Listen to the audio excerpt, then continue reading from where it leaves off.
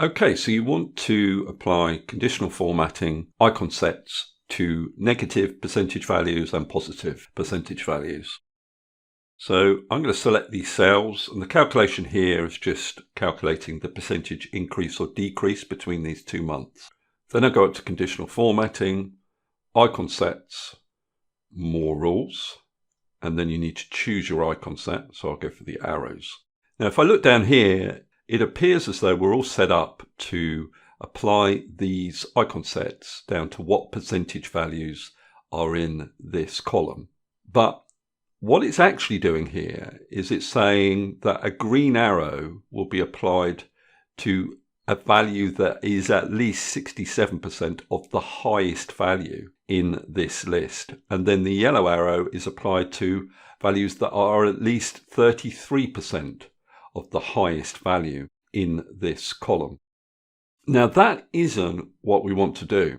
We want to say that anything that is above 0% gets the green arrow. Anything that is equal to 0% gets a yellow arrow, and then anything that's negative gets a red arrow. So these percent types are not what we want to use, even though it says percent here and we're dealing with percentage values. What you need to do is change these type settings both to number.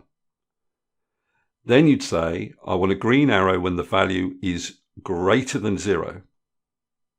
And then I want a yellow arrow when the value is equal to 0. Now there is no equal, but because anything that was greater than 0% has been captured by this rule, then anything that is equal to 0% will get the yellow arrow.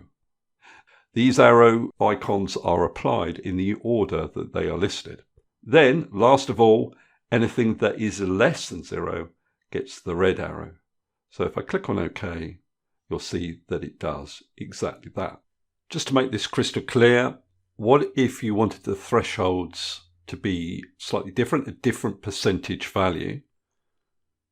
I go back to the rule.